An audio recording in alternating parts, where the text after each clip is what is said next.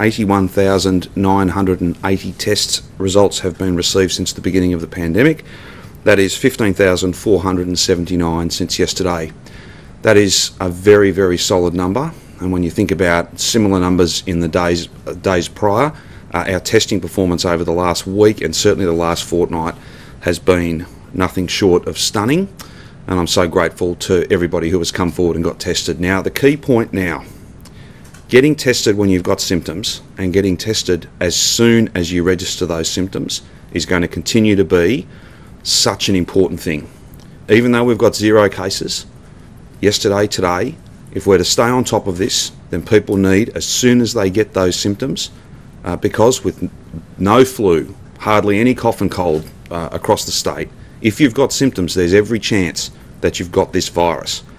Come forward, get tested that day. Don't wait till tomorrow, don't wait 2 or 3 days. All that time you wait, you're potentially spreading the virus to others. We're very grateful for so many people have come forward and got tested. It gives us great confidence that these numbers are a true reflection, an accurate picture of how much virus is out there. But particularly as we open up, coming forward and getting tested as soon as you register even the mildest symptoms is critically important. We'll support you and we'll support you to make sure that we keep your family and every family safe. There are 7 healthcare workers who are active cases. The rolling average to 26 October is Metro 2.8 and Regional Victoria just 0.2. Unknown source acquisition or mystery cases for the 14-day period to 24 October is 6, and they are all in metropolitan Melbourne. The Metro regional splits 85 and 2 in regional Victoria, and those two are those 2 from the Greater Shepparton area that we've been talking about for quite some time. There are just 4 active cases linked to residential aged care settings, a very important reduction given the risks in that industry. Now, they are the numbers of the day, and they are numbers that every Victorian can be very proud of, because every Victorian has built those numbers through sacrifice, through hard work, through hurt and pain, but through an absolute determination to defeat this second wave. That made yesterday's announcements possible, and further easing beyond what we've already foreshadowed for midnight tonight, the 8th of November, and indeed beyond that, these next steps that we will continue to take as we work towards that COVID normal, will all be dependent upon people following the rules, people making the right decisions at a very personal level. What all of us as Victorians have built is a precious thing, but it is fragile. We will be able to find a COVID normal, but we will all have to play our part in that. And arguably, there's nothing more important than going and getting tested when you've got even the mildest of symptoms. You can't go to work, you can't do anything other than go and get tested. We will get your results back as fast as possible, and if you are positive, you will have played your part in stopping the spread of this virus, and that's what each of us have to do. All the simple things, and we've talked about so much stuff in the last few weeks. We may not have made some of the basic points, and I'll just do that again quickly. Any symptoms, get tested and get tested fast. Hand hygiene, coughing into the crook of your arm, keeping your distance 1.5 metres, wearing your mask and wearing your mask properly. All of those things, in an aggregate sense, when you add all of those up, that's what's delivered these numbers, and that's what will keep them low. Arguably more important than ever, those simple and basic things. Millions of Victorians making hundreds of choices each day. There is room for things to go wrong. We don't want that. We want everyone to be vigilant. We want everyone to understand that this is precious and we can't take it for granted. We also can't assume that there's a vaccine turning up next week or that it's over because we desperately want it to be. It isn't. It's going to be with us for quite some time. Now, yesterday, I did promise that we would do some further work overnight to refine how visits into people's homes would work. Before I just go through that, I want to make again the point, arguably, your home is the most dangerous place for the spread of this virus. And I know that jars with people. It may not sound right. But when you think about it, that's where people let their guard down. That's where people are not being supervised. It's not like a cafe. It's not like going to the pub where it's a licensed environment. It's a regulated environment. People are keeping their distance. There's cleaning to that industrial standard. There's all of that formality makes that a safer place in some ways than what normally people would regard as the most safe place. their own personal space, their own home. But when you let your guard down, this virus will take advantage of you. And that's why there do have to be rules, but we're very pleased to be able to announce that people will be able to reconnect again from 11:59 p.m. tonight. What we will move to is a situation where 2 adults will be able to visit another home accompanied by dependents that cannot be left unsupervised. Visits must occur, at least for the next couple of weeks, within the 25-kilometre limit, and only one private gathering, only one such visiting event can occur per day. Meaning if you have somebody over to your house at, say, lunchtime, you can't visit another house that night. So, mum and dad and 2 children go and visit grandma and grandpa. They can be there, provided they're within the 25 k's, they can be there for as long as they choose to be there. But once they leave, neither they can go and visit anybody else, nor can grandma and grandpa have other visitors to their home that day. This is just about making sure that people can connect, but we can't have a situation where people are having visitors in the morning, visitors at lunchtime, visitors in the evening, and then each of those visitors are in turn going and visiting other homes also. I know people may want to do that, but that is not, on the best of public health advice, safe at this point. It will be at some point in the future, but if we want to lock in these gains, then we have to keep some sense of formality, some sense of we have to mitigate the risk, and we have to acknowledge that risk. So it's one visiting event in your home, 2 adults and dependents who can't be left on their own. And that means that's your one visit, and the person who you're visiting, they can't have other visitors after that as well. We'll put a form of words up on the website today. It is relatively simple. There will be some complexities with single parent households and some other arrangements. We'll try and provide absolute clarity. We won't do that on the run. There are some words, I won't read them out now, but we'll try and work through all of those so that there's clear advice for everybody. But I know it's not a nice thing to say, and it's not a nice thing for anyone to have to acknowledge, but the place where you feel safest, your home, is actually the most dangerous environment for the spread of this virus. That's why there has to be rules, and if we all follow those rules, then we will keep each other safe. We'll be able to see the people we've missed the most, see the people we love the most, but do it in a COVID-safe way. We would also ask that people keep a record of who's been to their home and when. We don't think that's too much to ask. If there is an issue days later, it's always preferable to be able to simply search and have an accurate picture of who came and visited you. It's a small thing. It's a small thing, but it can play a big part. These rules will not be in place forever.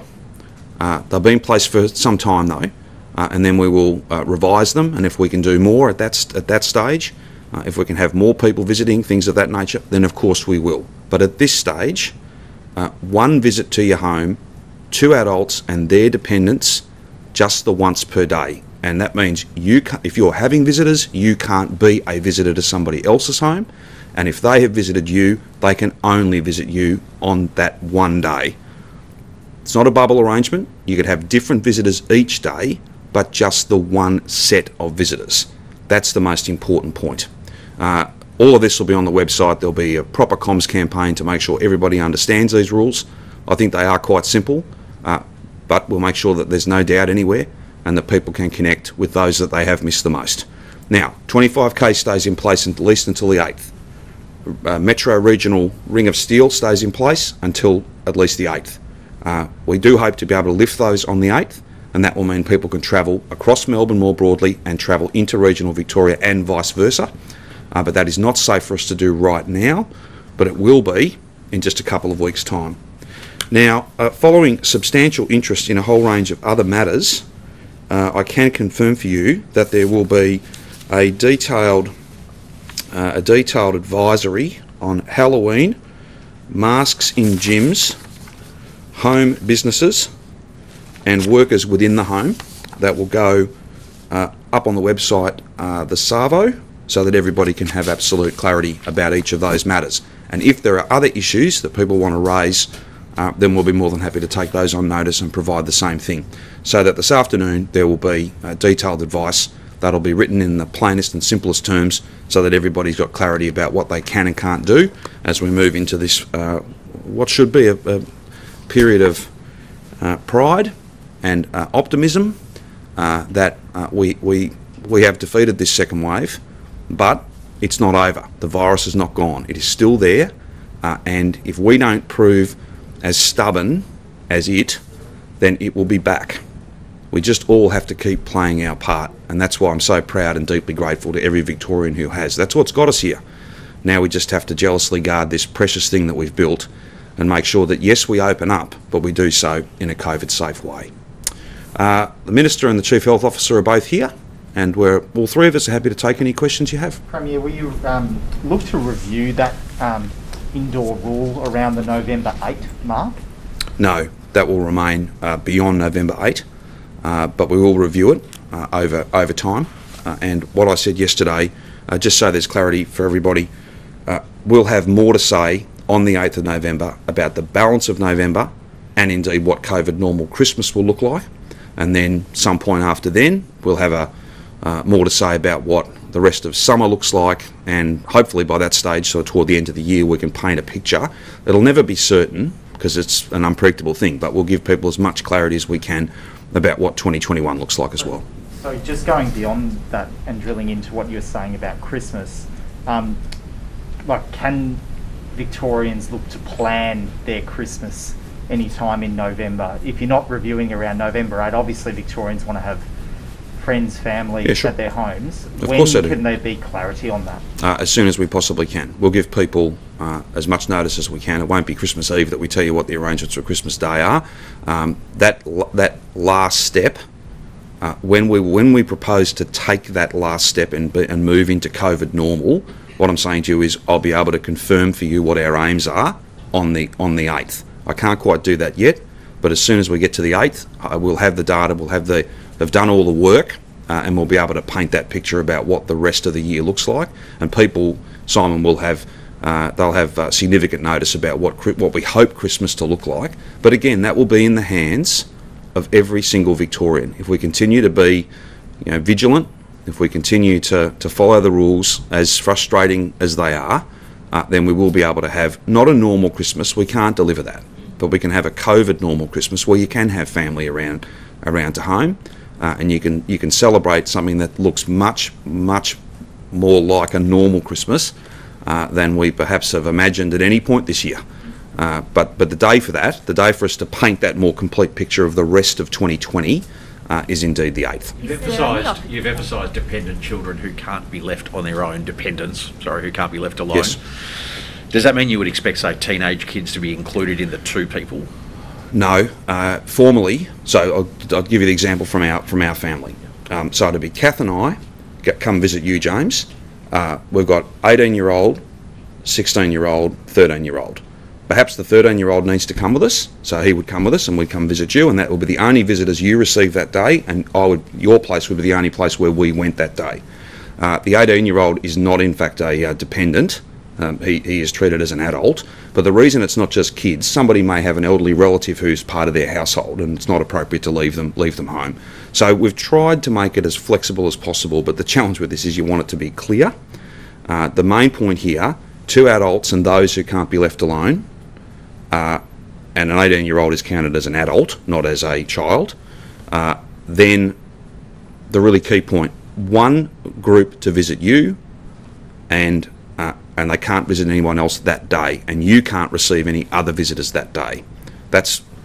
I know it gets a bit torturous, but that's as simple as we can make it. It's 1 visit per day, whether you're visiting or being visited. That's correct. It. Exactly. And what's the situation for those teenagers if they want to visit people? Are they able to visit? Well, that would be that will count as the 1 visit to that house. So if one of my kids wants to go and visit a friend, then that's the only visit that person can make, and it's the only visit the only visitor that household can have.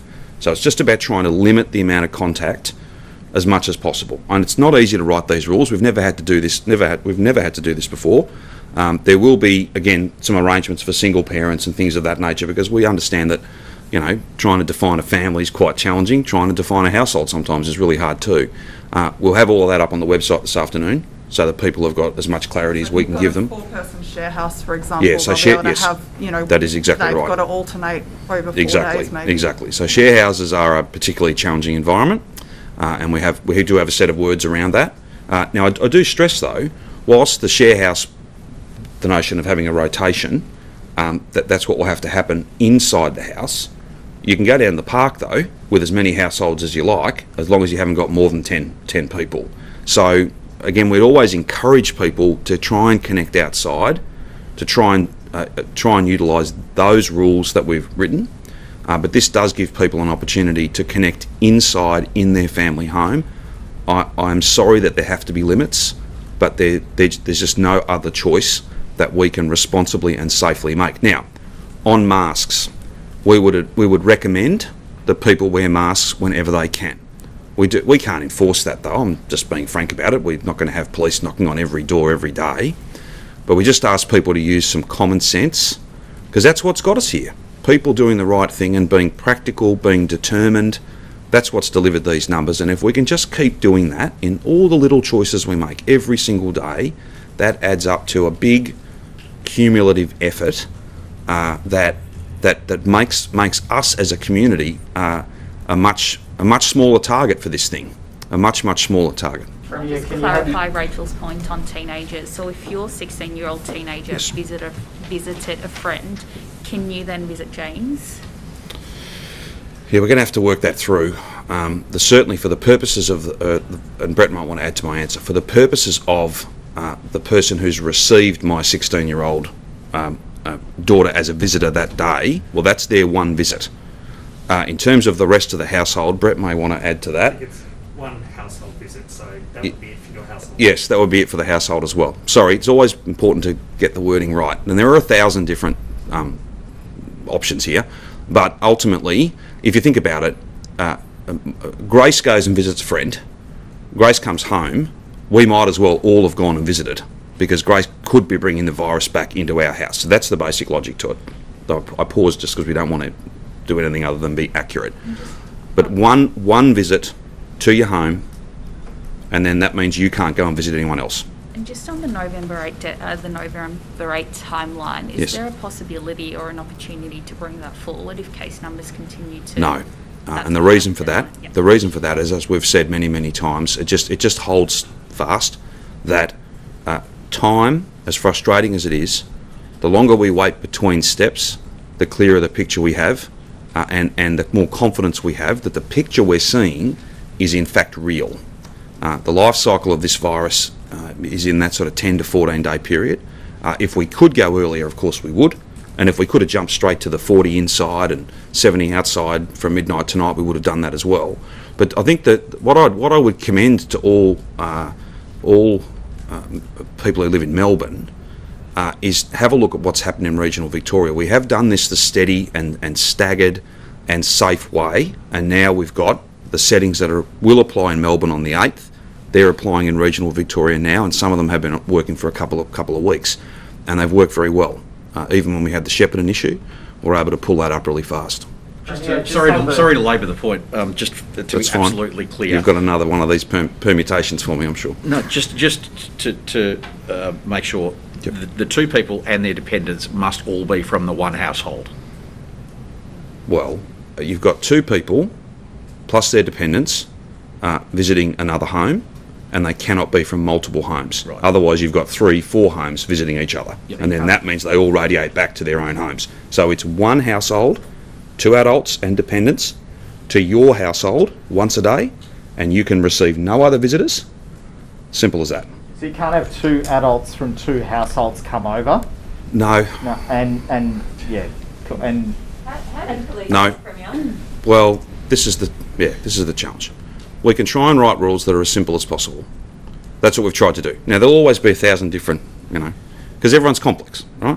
The key point here is we only want 2 households connecting. And we did give some thought to the notion of, Simon just made the point, I think, about 2 different adults coming from 2 different households, but that's 3 households meeting together. That's not 2. So that's not that. I think I was referring to that more like 2 single adults, for example, coming over. Well, no. Single bubbles remain in place. They've worked well. We're not changing those, right? But we'll have some more advice for what these rules mean for those people, and we'll put that up on the website. There should be no change. Ultimately, what we've tried to do here is just have one household and a second household connecting once a day, and then they don't connect inside with anybody else. They can go off to the park and meet with another family, but of course that means masks are worn. It means that we're out in the open air, and that's a much safer way of doing things. In terms of how do you enforce this, well, it is simply, all I can do is I can appeal to every single Victorian, and particularly people in Melbourne for whom these rules apply now, to stay the course on this. These rules are not written for any other reason than to keep the numbers low, to keep the risk low, and to make sure that we can continue as each week, each month passes, we can have more opening up, more easing, more changes to the rules. So we keep stepping forward. We're not having setbacks that mean we have to potentially change some of these things. That they are rules that they're written as simply as possible.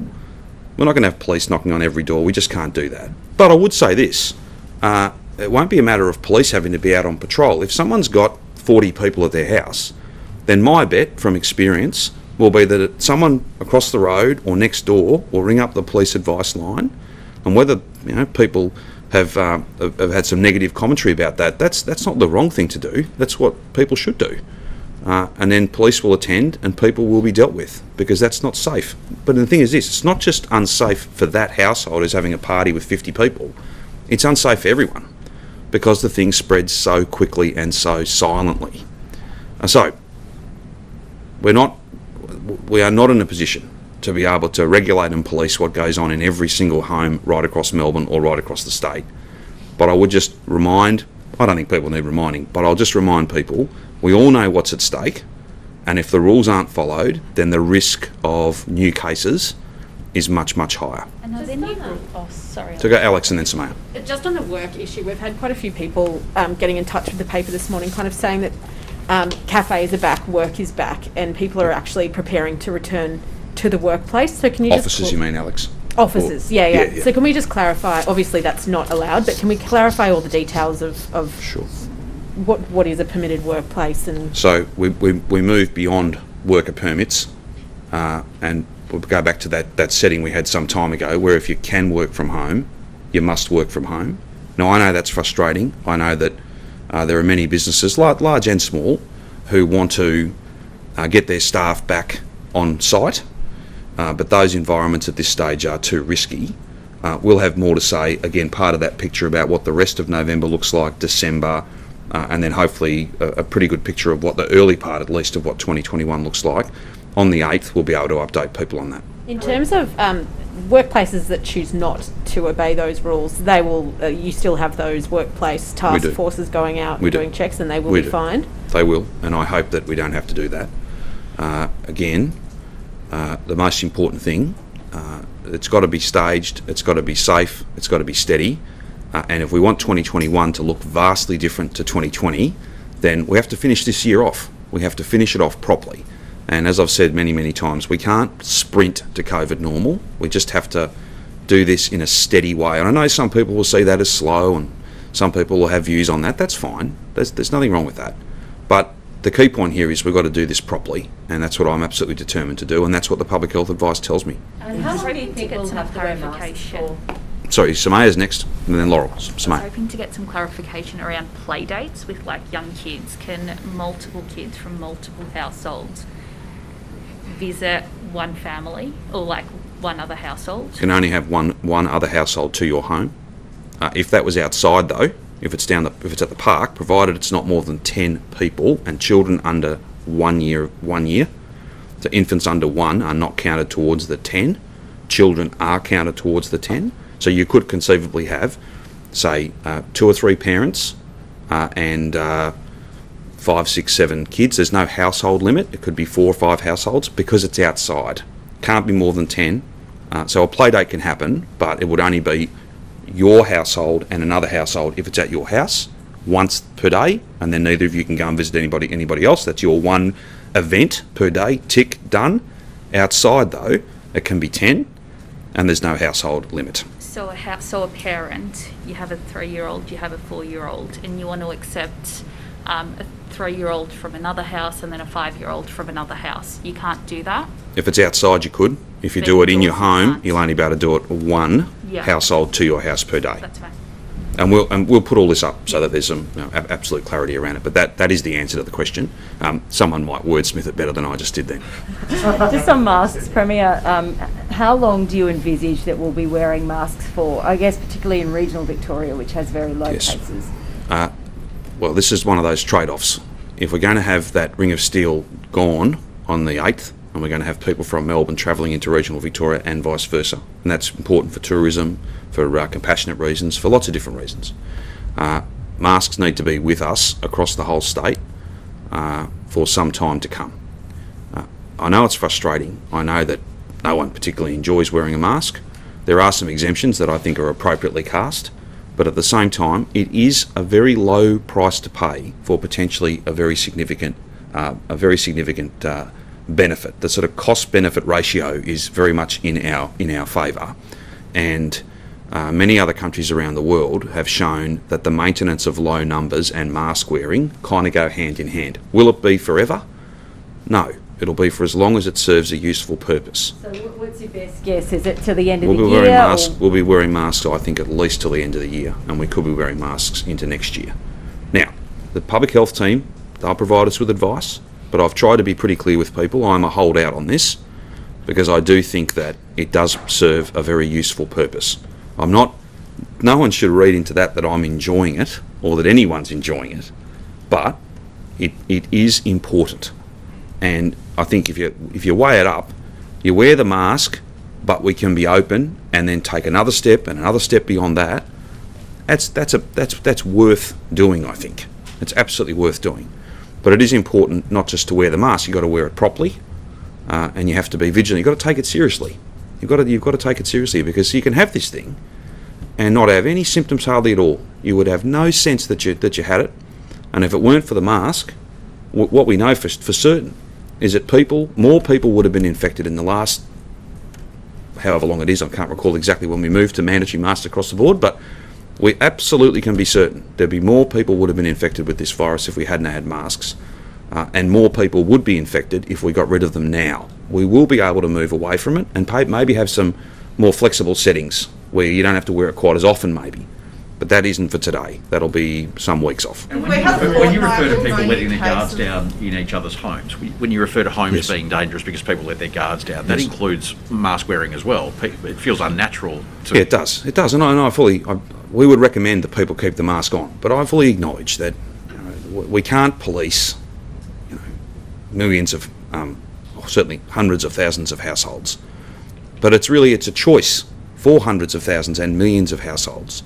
If you make the good choice, the smart choice, then you can be certain that you're playing your part in not only having got the numbers low, but you're playing your part to keep the numbers low, so that you can have visitors. We can be back at work. We can be open and opening further as the weeks and the months unfold. It doesn't feel natural at all, and it will be frustrating to some people that they can only have one other family, in essence, to come and visit them once per day. But the notion that we just have dozens and dozens of people from multiple households getting together in an environment where we just know, and if we all think about it for just a moment, we all know deep down that some of the formality at a hospitality venue is not the way we live our lives in our own home. And I know it's very challenging to flip a certainty. All of us see our house as the place where we are safest. When it comes to this virus, that is not the case. Your home is arguably the most dangerous setting for the spread of this virus, and that's why these rules are in place. We've tried to make them as simple as possible. Some of this isn't simple, but we'd be indebted to you to help us push that message out. Will Will mask exceptions be issue. made for people that don't have family or friends within 25 kilometres? Not in terms of the next couple of weeks, but after the 25 Ks is lifted, then there'll obviously be greater freedom to move, and there'll also be the opportunity, we do hope, to be able to move into regional Victoria as well. And intimate partners that don't live together, do they count as a single household if they want to go The visit intimate someone? partner arrangements are unchanged. Just in terms of the masks the and hospitality industry. Sure. Does the old rule still apply where they have to have a maximum of 2 hours per booking? No, we've not gone to those time arrangements.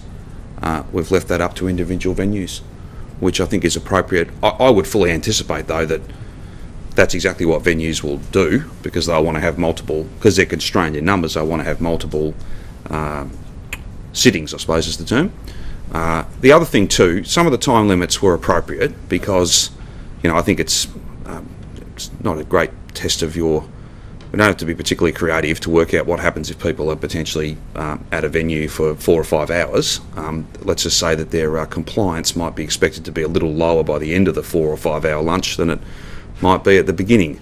And that's not a bad thing, but it can't happen because it puts everything at risk. I think our bars and restaurants and cafes, pubs have done an extraordinary job. I'm very confident that they'll have safe practices in place. They know and understand what's at stake, and we want to get them to 40 inside, 70 outside, and then keep taking further steps beyond that.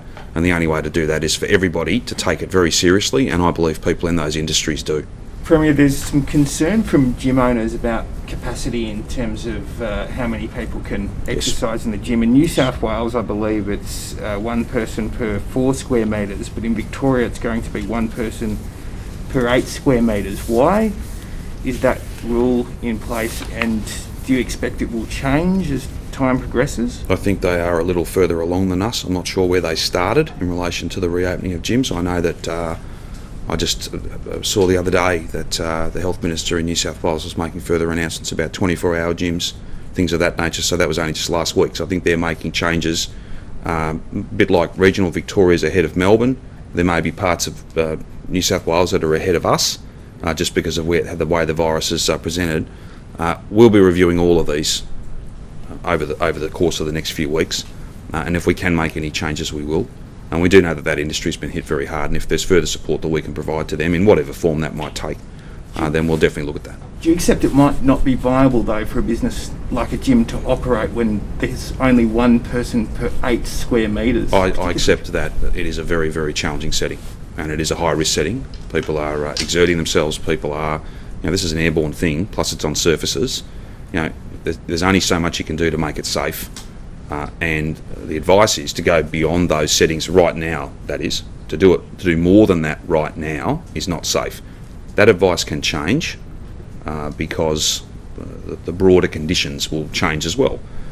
But at this stage, they are the settings, and we'll look to provide further support to that industry if we have to, because we do know that they're in a kind of unique place given the risk profile.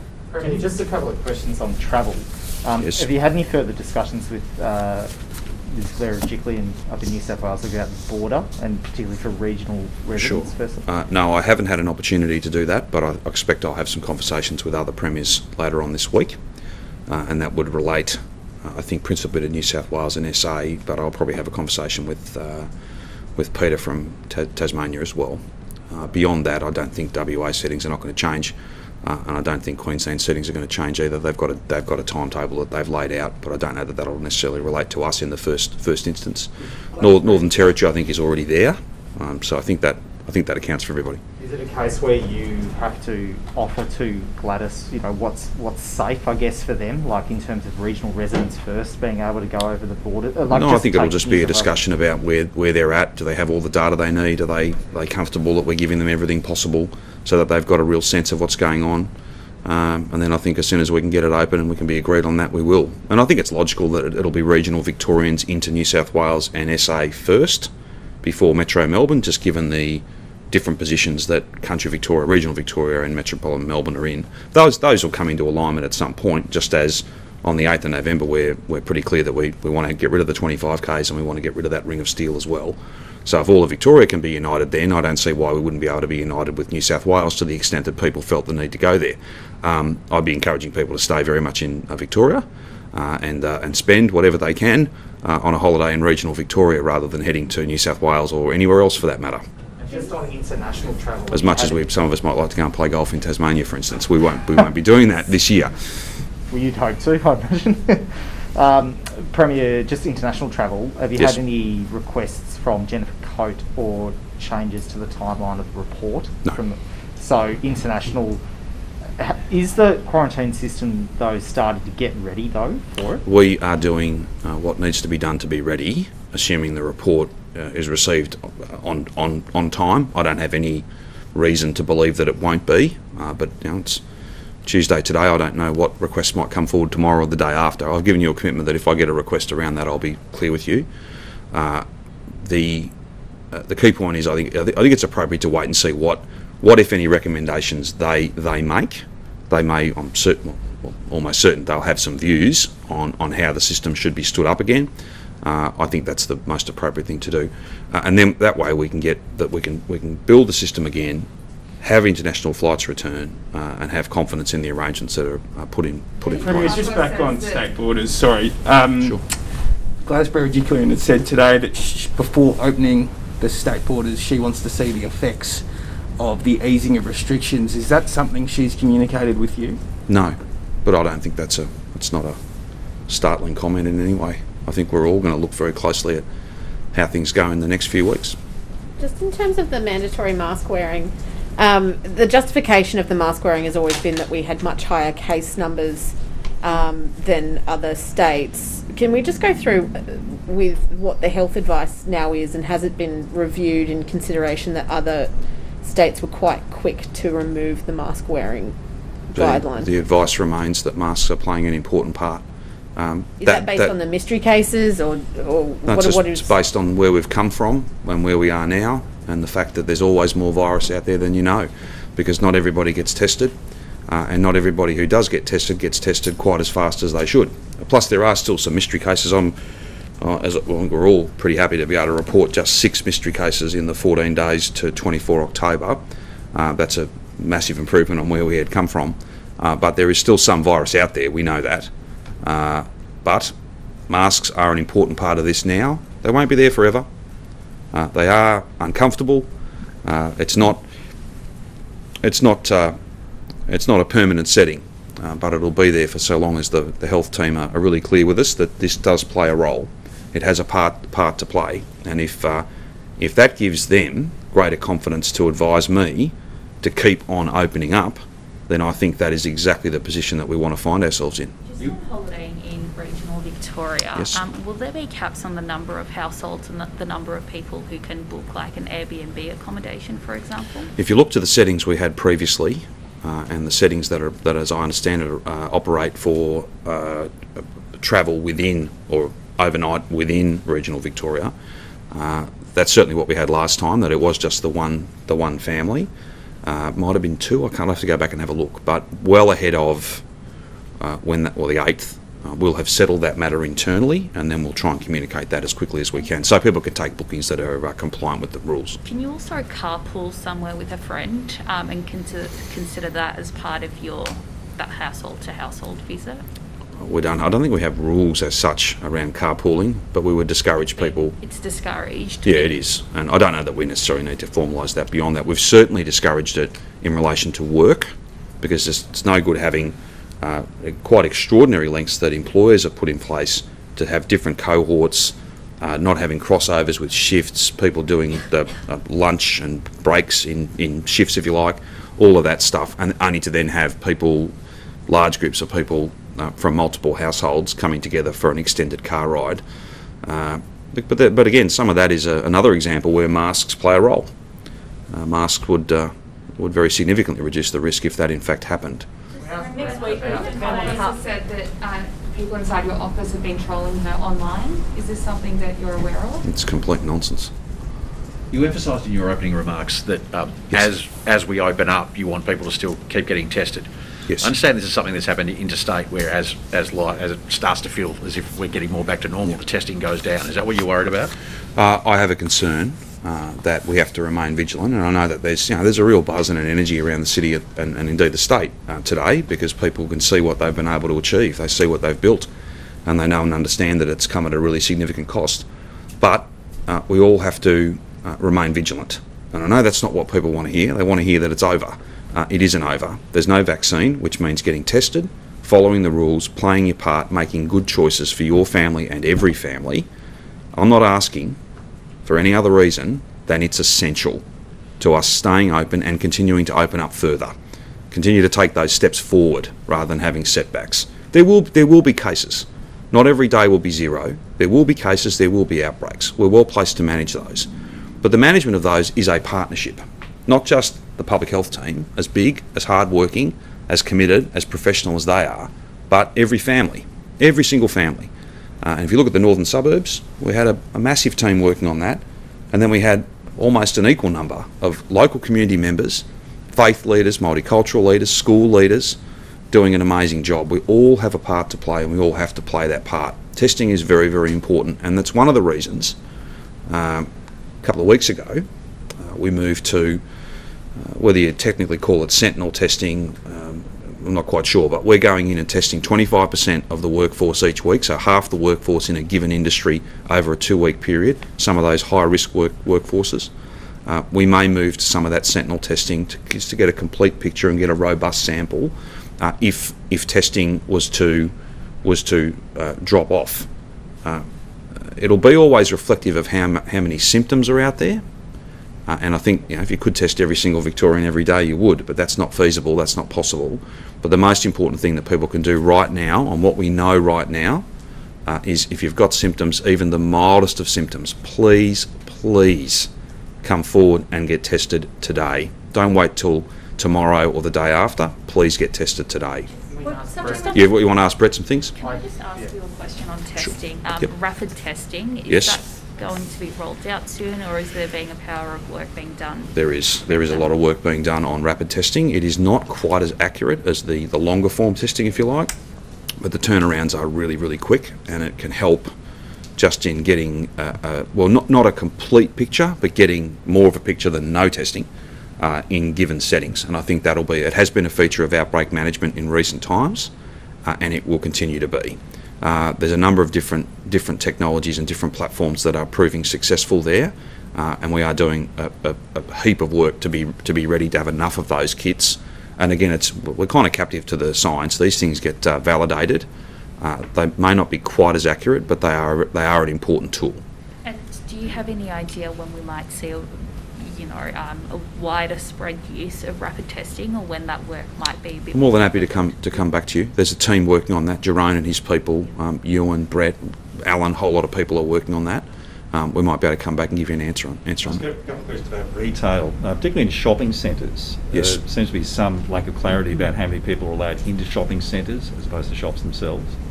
Well, there's rules in there in the document yesterday in relation to food courts and things of that nature. More than happy to come back and give you some clarity on that. Well, I think we've gone to that in some detail, but if there's any need to clarify or add to that, we will. The other point around shopping centres, not so much the really big shopping centres, but strip shopping centres and smaller suburban shopping centres. People have raised a few concerns about just making sure that there is a little bit of formality so that people know and kind of being monitored that they are wearing their mask properly, that people are keeping their distance. So I think Victoria Police and authorised officers will make, for no other purpose than keeping people safe. We just have to make sure that in every setting people have got that kind of discipline to make sure that they're doing the right thing. We're happy to clarify anything we need to clarify around shopping centres. Do you have any further clarity regarding cinemas and theatres when they can reopen?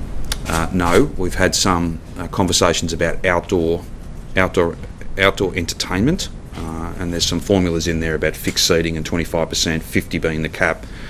We'll have more to say about some of those indoor settings on the 8th. In terms of households being able to gather outside, you said up to 10 households outside. Up to 10 people. Yeah, 10 yes. people. There's no limit on the number of households. Yep. There was previously just the 2. This seems like a very specific question, but That's all right. Can you play a game of outdoor soccer with 10 people?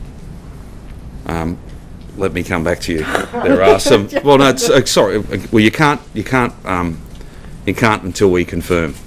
Can I answer like that? Yeah. Well, you could do 5 aside, but there's issues about. There's a ref. Yeah, there's issues about. There are rules around about more organised sport. But again, I don't think we're getting to the point where if people want to kick the footy in the park, for provided they're not in a group more than 10, provided they're wearing a mask, then that's a perfectly healthy thing to do. The broader issue here is the number of people that gather together, not so much the activity that you are engaged in.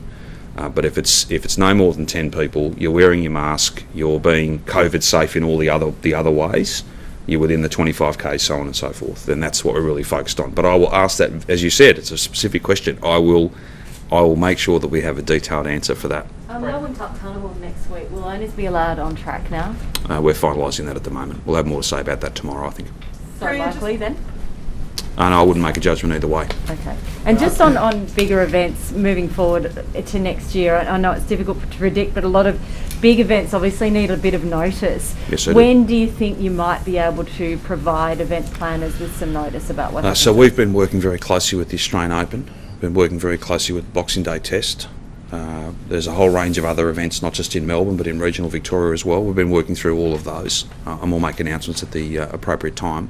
What we've essentially done with those event organisers is talk about a whole lot of the logistics that they're going to have to go into, particularly when you're talking about international events where there'll be people arriving from overseas, where they do their quarantine, how that quarantine is done, all of those things. That's all being talked about in some detail. And then we've probably talked about a few different options. So we can't give them a definitive answer today on say, a crowd size, but we can talk about what might be possible and a few different bands, if you like. All of those matters will be finalised, but people should rest assured we're working very hard to make sure that we've got as many options as possible for things like the cricket. I think that the partnership with the ICC and the MCG is very strong. The partnership with Craig Tiley at Tennis Australia and the AO is very, very strong. And we want to thank all of them for the work they've been doing with us. Brett. Yes. You want Brett? Brett's Please. good. Absolutely. Brett, it's all yours. Brett, you didn't get a run yesterday, which was a pity. I didn't get to thank Victorians, which I was disappointed not to have an opportunity to do. So I'd like to add my thanks because I think this isn't the finish line, but what a terrific milestone, and it's a credit to everyone in the state. How great a relief was it to you when those tests came back yesterday? Very great relief. I think the whole state sighed with relief. There was some tension in the 24 hours beforehand, so it was a real, it was a genuine roller coaster.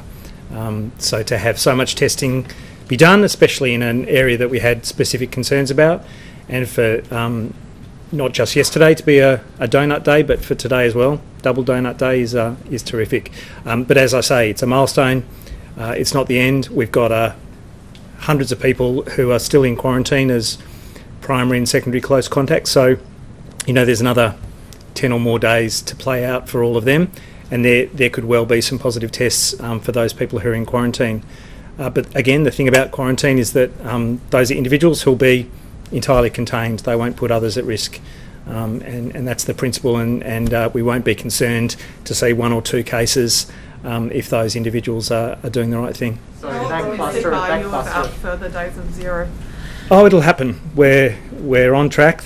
I said it the other day. We're absolutely doing the right thing, and the community response has been fantastic. That is exactly what will deliver more days of no cases. We have to expect additional cases. We have to be mindful of the fact that our biggest challenge now is complacency. Our biggest challenge now is the sense that there's nothing out there and we can do absolutely everything and we can see absolutely everyone without there being a risk. That is not the case, and it won't be the case for a while. And just on the mystery cases, it looked like from the figures like you solved one of yesterday's 7 mystery cases when now it's 6, and I don't think it was one that was meant to drop off. Yeah. Do you have any details on that? Oh, I don't know the specific case that dropped off, but we have an expert panel review every single day. We look through that list of mystery cases in the previous 7 days. Sometimes it's resolved because the genomics and new epidemiological information ties it to a known case. Sometimes the laboratory information tells us that it's probably not a real case. So something like that will be in play, but it's dropped off. There'll be another 3 that drop off just by virtue of falling out of the 14-day window tomorrow. So we're going to have 3 mystery cases, given that there's none today. for the 14-day period starting tomorrow. We've got one more healthcare worker case, active healthcare worker case today than we did yesterday. Obviously, that's not something from the last 2 days. No, it's not a new what case. There? Look, it's just the linkage that you make by virtue of knowing that that's an active case at the moment who's identified as a healthcare worker. Brett, are you confident that Northern Metropolitan outbreak has a full stop on that, or at least it's contained fully? Yeah, absolutely. The response that Jerome talked about in terms of wrapping everything around those primary contacts and the secondary contacts is really robust. Great stabilisation in numbers, and again, it's not to say that there won't be cases that occur in some of those households, but they're doing the right thing and they're being checked on every day, so I'm very confident. And can you talk us through the public health advice that you gave to the government about the in-home visits, and just talk to us about the risks, I guess, that have informed that decision and what your message to Victorians is about that? Look, it's really about those incremental small steps, and 2 people and from a single household is a recognition that that's really a small and manageable step, but a really important one for people. So many individuals have been wanting to see loved ones and close family. It's not an allowance for everyone across the state, across Metro Melbourne, because of that 25k rule, but it does allow for some in-home visits at that small level, and obviously the issue of dependence and being able to take those individuals with you is just a practical consideration. Over the past few months, the health department, there's been a constant focus on improving systems, contact tracing, making sure it's as robust. What are some of the things that you're looking to improve over the next few weeks, or what's at the top of your mind that needs, tweaking or improving? Look, I think the CRM rollout continues. There's lots of elements to that, including the reporting and analytic measures, but it's already got end-to-end processing. It's already got electronic laboratory reporting coming into that system, so it's doing the full job already. But there are some small enhancements that will keep being built in over time. I've been pretty frank about weaknesses or critiques in elements of our response right through, but I will say now, I think our case, contact and outbreak management is the best in Australia at the moment. Again, that's just a frank, might be biased, but it's an honest appraisal of the fact that we've had to step up with really significant requirements. So I think this setup we've got now could do things at scale if required, but even more importantly, at the very low numbers, it is best in country to be able to respond not just in a timely way, but to do all of the things that are required. To be able to go from time of testing to time of completion of first interview in around 24 hours is extraordinary. To go from time of testing, so this isn't time of notification, time of testing to time of contact of all close contacts in around 36 hours is also fantastic. It's exactly what has been spoken of by epidemiologists as reducing the risk of onward transmission by 80+%. So do you think we're now in a position where we will never need to go into lockdown again? I hope so. We can't control everything, and it absolutely depends on those individual behaviours, because things can still run away from you with all the best systems for response in the world. If no one turns up for testing, if no one isolates for days after becoming symptomatic, you can't chase that with contact tracing. If people are out and exposing dozens and dozens of others when they're infectious, then you can never get ahead of that kind of a wildfire. The Health Department Associate Secretary Caroline Edwins, she told Senate estimates today that the COVID Safe app wasn't being used in Victoria at the height of the pandemic. Can you go into a bit more detail around that? I think there was a couple of week period where we had to work through, as was a legal requirement, the privacy issues of separately cached data. Once that was worked through, it was absolutely being used. Oh, sorry, you weren't using it. Okay, so you weren't using it because of the caching issues, as opposed to because you were too overwhelmed? No, that was my understanding. That was an issue of working through the privacy considerations that we had to meet in order to meet the requirements of federal law in that respect. Is it being used now at all? It is. It's clearly people have it. We're still asking about it, and we would still do those downloads if it pings anyone who who's a close contact. Are there problems with it? I think the Premier suggested the other day that, it had said someone was on a different floor of the hospital to what they actually were. Are you confident that it's actually up to the job? Oh, it's made Bluetooth connections for people across a wall. That's not a close contact for contact tracing purposes, but that Bluetooth connection can still happen within 1.5 metres. That isn't a problem so much. It'll identify someone who you end up realising wasn't a close contact, but it hasn't delivered as much as we would have liked. As we've said all along, the settings that we've been in haven't allowed for a lot of close contacts. I'd still encourage people to have it on their phone, because as we go to pubs and clubs well, not clubs, but restaurants opening, and a lot of strangers being potentially within 1.5 metres, then you'd hope it comes into its own at that point. Premier, you had an interesting expression on your face when I asked Brett about the COVID app. Do you have a view on it? Is it up to the Everyone should job? download it. Can I just ask you a question? That is my... I've just got one more for Brett. Sorry. Sorry, I know you've got to get to Parliament, Premier, but Brett, there's a new opinion poll that gives you a higher approval rating than the Premier. When you went to medical school, is there any expectation that might happen one day? No. Do you have any view on that? Oh, no, not at all. I mean, everyone will have their critiques through all of this. Everyone will have their views on what's gone well and how things have been handled. I think I have been upfront about good decisions and bad decisions and everything in between. There's no question that everyone's done their utmost through this, and there's no questions that lessons have been learned through it all as well. But I'm not here for the applause and don't care much for being vilified, to be honest. I just want the numbers down, and I want Victoria to get on and lead a COVID normal life that we're all looking forward to. How did you celebrate last night? With a donut. Very fine donut. As we get to the end of this period, this lockdown, we join a select group of states and cities that have crushed the second wave, but others such as Hong Kong, Vietnam, haven't gone to the same extent and duration when it comes to lockdowns. In hindsight, was it as necessary to have duration and intensity of lockdown?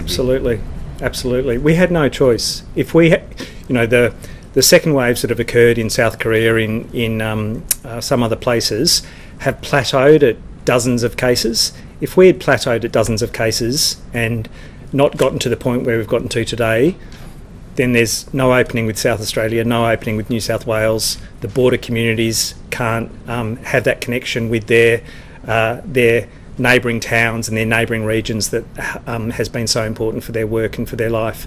I think that's a really critical element about why we've driven it to the point that we've driven it to, and with the assurance that we don't need the same levels of control going into Christmas than we would have to have if we had 10 or 20 or 30 cases a day. If that were the case, we'd need levels of control that would limit ongoing the kind of numbers in pubs and in restaurants and in retail and in so many other settings. We can go to a consideration of a much more open way of life that I think is to everyone's advantage. Sorry, if there was a second wave somewhere else in Australia, say New South Wales, would your advice be to close the border? Oh, we would make considerations. Again, it's for First Ministers to make that call. On the advice of me, it would be really about the levels that it's at, whether it's increasing or decreasing, where they're occurring, what control measures are in place. So there's no definitive answer on that. We, as Chief Health Officers across the country, we've always made those individual considerations based on the specific circumstances. Last question, please. Yeah. You guys know. I just wanted to ask... I'm happy to be late to Parliament, but others may not be so happy. So I'm sure our questions are more fascinating. Just the Jablarung tree, the directions tree that was chopped down yesterday. Yes. Why was it chopped down? Well, and there was also some, I guess, miscommunication. One of my colleagues, she was told by Major Projects Victoria that the tree hadn't been chopped down when in fact it had been. Yeah, I'm not certain what's gone on there. I could try and get you some more information, but as I understand it, there's been legal action, there'd been agreements and settlements reached. There's been direct consultation with the 12 families who essentially comprise that traditional owner group, and we have done as we said we would do. This is a dangerous road. It needs to be built. We promised we would. We've been respectful. We've engaged. and we've been true to the spirit of the agreements that had been entered into. But this is a very dangerous road. There are many people who've lost their lives on this road, and I'm determined to get this road upgraded. Just this is a very sacred site. Yes, it is, and that's why we've engaged deeply with traditional owners, and that's why we've come to an agreement that I know not everybody will be supportive of. They weren't supportive of it.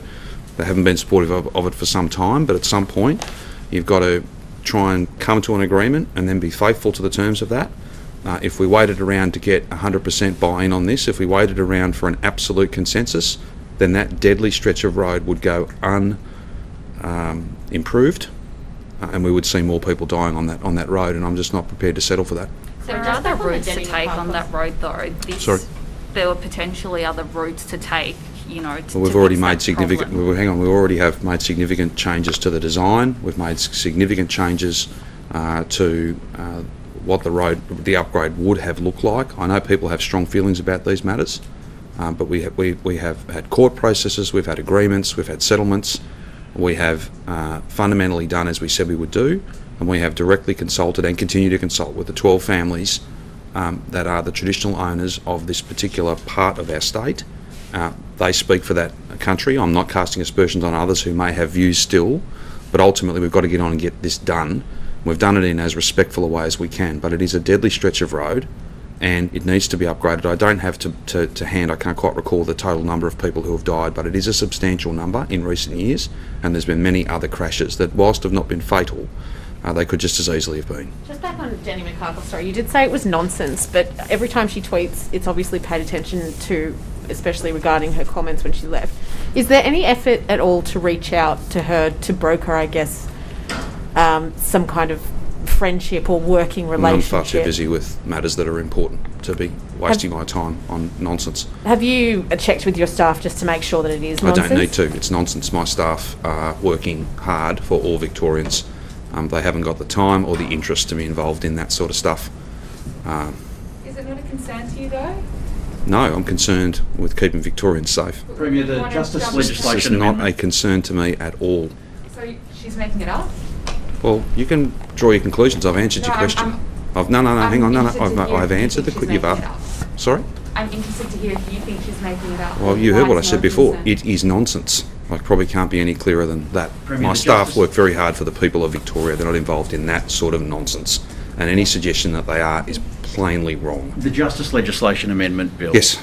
Was it your intention to stop victims' families from speaking out? No, not at all. I had a conversation a few weeks ago now with Darcy Ehrlich and her sisters, and the reason I did that was because when I met with Benjamin Netanyahu, the Prime Minister of Israel, in Israel, when I've met with the President of Israel, when I have had many telephone conversations with former ambassadors, head of foreign affairs, when I've done all the work that I've done, the small part that I've been privileged to play in getting justice for that family, I just wanted to explain to them that this had been a typo. This was not the intended outcome, and I'm very pleased that they accepted my assurances, and I'm sure they're pleased not only with what's happened since back in Israel, but they and other victims have to be at the forefront of all the work that we do. They have to be the sole, the most important voice, and I think we've got an outcome that basically respects that. But is it not the case that now that legislation will prevent the families of murder victims from speaking out if it's going to identify those victims? I'd need to get the Attorney General to come back to you on that. That's what's. Yeah, well, let me have Jill come back to you and speak to the details of that. Probably a question as well, please. I was going to ask you as well what I asked Professor Sutton, what your stance is on the border if there was a second wave somewhere else in Australia. I can only concur with the Chief Health Officer. We would look at that on a case-by-case basis, and there are many different variables, not all of which could be foreseen at this time, that would come into our thinking, and I'd get advice and we'd make decisions. I'm much more focused on getting the borders open than I think not particularly usefully speculating on what might occur in weeks and months. Just Martin Foley. Martin Foley, if that's okay. Question time in 20 minutes. Sorry, Minister. That's answer time, yes. I'll practice. Just on the, I guess, the Ambulance Victoria revelations from this morning, will you be initiating an inquiry into allegations of widespread sex discrimination, gender-based bullying and sexual harassment at Ambulance Victoria? this government has a zero tolerance approach when it comes to sexual harassment and bullying and unacceptable behaviour in any workplace, particularly public sector workplaces. And I know that there are conversations as we speak with both the management and the board of Andrews Victoria and the workforce representatives, all of whom share that view, and I expect to get a brief from those organisations in the very near future. Will you be initiating like a formal or an independent I'll inquiry? wait and see what the shared determination of that group is, realising that Ken Lay is the chair of Andrews Victoria and has an outstanding record as a leader in gender and other lenses of diversity in workplaces, and I would more than be confident that he will step up to the plate on this issue. How has this behaviour been able to continue for so long? How has this behaviour been able to continue for so long and at this scale? I can't answer that question. I would like that as part of the proposition from our friends at Andrews Victoria and their workplace employees as to what the circumstances are here. I read that report this morning and I shared the concerns of those brave people who had stepped forward to share their story. I reiterate that harassment in the workplace, gender-based violence, gender-based discrimination of any type is unacceptable, and that's why we have a zero tolerance approach to it. When do you expect to get that report back? I'll share. As soon as I get it, I'll make sure we let you know. As in, like, do you expect it to be in the next few weeks? Well, I don't know. Months? You don't know. You'll have to allow me at least some time to speak to Andrews Victoria. Minister, even though you've only been in the job for a short period of time, is there any suggestion that the structure of the DHHS is not up to to responding to another pandemic, and do you think it should be restructured, essentially? I have nothing but faith and confidence in the leadership, structures and people in our department, and I think the evidence is there, particularly in the establishment of the public health units right across the state, and it's the evidence of their capacity to respond quickly, particularly around the test, trace and isolate systems, which the Chief Health Officer has reflected on. But it's not just my faith, it's the numbers and the data that has allowed us, based on their efforts, to safely, carefully and sustainably reopen. The important issue now is to make sure that all of us, the government, the Department of Health, all of the public health teams, the primary care providers and the people of Victoria partner to keep us safe and stay open. Sorry, just one final question on rubbish tips. Are they open, not open? Can they open soon? We will definitively come back to you We'll this get afternoon. back to you on rubbish tips. The only other thing I was going to ask was how was the whiskey? That's all. It was a Victorian whiskey, so of course it was terrific. Thank you.